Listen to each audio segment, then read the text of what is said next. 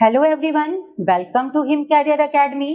आज से हम साइकोलॉजी की सीरीज स्टार्ट करने वाले हैं, जिसमें हमारा फर्स्ट टॉपिक होगा मनोविज्ञान की उत्पत्ति।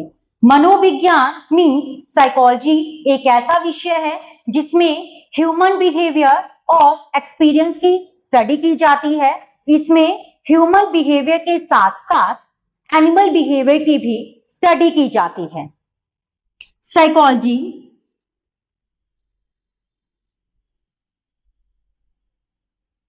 ग्रीक लैंग्वेज का वर्ड रहेगा जो दो शब्दों को मिला के बनाया गया है, साइके और लोगस। साइके का मीनिंग है सोल और माइंड, और लोगस का मीनिंग है स्टडी और साइंस। हमारा कंप्लीट मीनिंग रहेगा साइकोलॉजी का आत्मा का विज्ञान। साइकोलॉजी को 400 बीसी से लेके 1590 एडी तक, 400 बीसी से लेके 1590 एडी तक मना दर्शन के नाम से जाना जाता था। मना दर्शन का मतलब है मन का अध्ययन।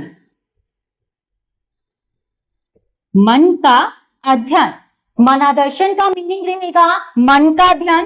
अब हम बात करेंगे 1590 एडी से लेकर नेक्स्ट टाइम पीरियड की।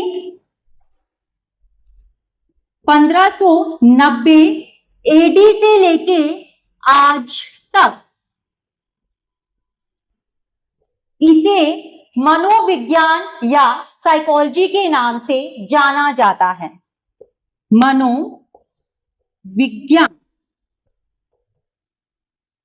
मनोविज्ञान का मीनिंग है आत्मा का अध्ययन।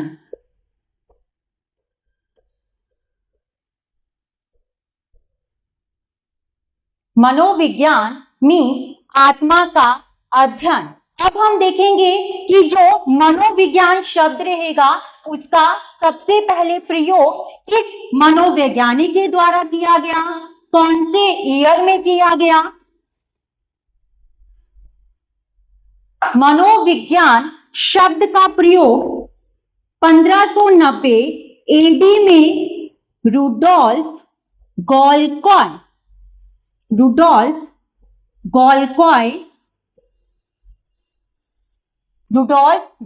के द्वारा दिया गया। इन्होंने अपनी ही बुक साइकोलॉजिया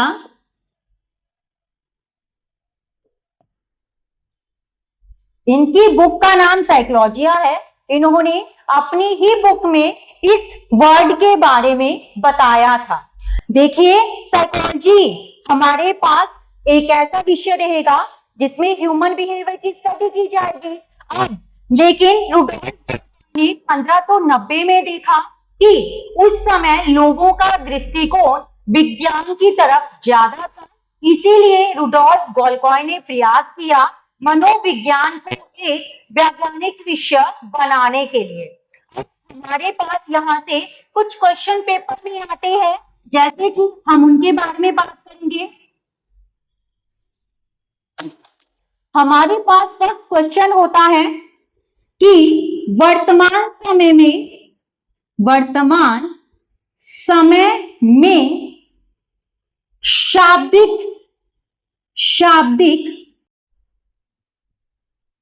स्वरूप के आधार पर मनोविज्ञान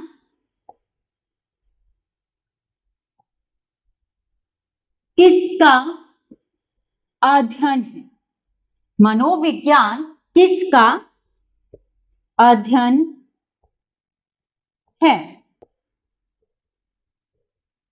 अगर हमारे पास पेपर में क्वेश्चन पुट होता है कि वर्तमान समय में शाब्दिक स्वरूप के आधार पर मनोविज्ञान किसका अध्ययन है? सो इसका करेक्ट आंसर होगा आत्मा का अध्ययन।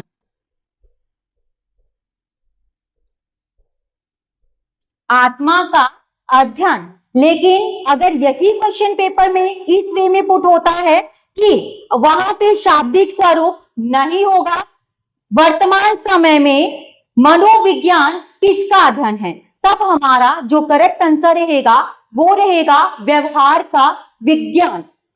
इसके बाद हम जानेंगे मनोविज्ञान की उत्पत्ति के बारे में। मनोविज्ञान की उत्पत्ति में जो इंपॉर्टेंट रोल है वो अरस्तु ने निभाया है।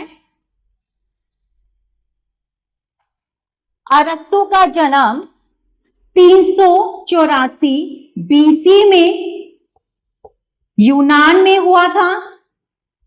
यूनान में हुआ था। अब हम बात करेंगे 400 बीसी टाइम पीरियड के बारे में। 400 बीसी टाइम पीरियड में जो हमारा यूनान है वो हमारा दो भागों में डिवाइड था। एक हमारे पास है एथेंस और दूसरा स्पार्टा। ये हमारा कंप्लीट यूनान है। एथेंस में एक नियम बनाया गया था जिसमें जब भी कोई बच्चा 7 साल की आयु का 7 वर्ष की आयु का पूरा होता था तब उसे एजुकेशन के लिए, शिक्षा के लिए गुरु के पास भेजा जाता था।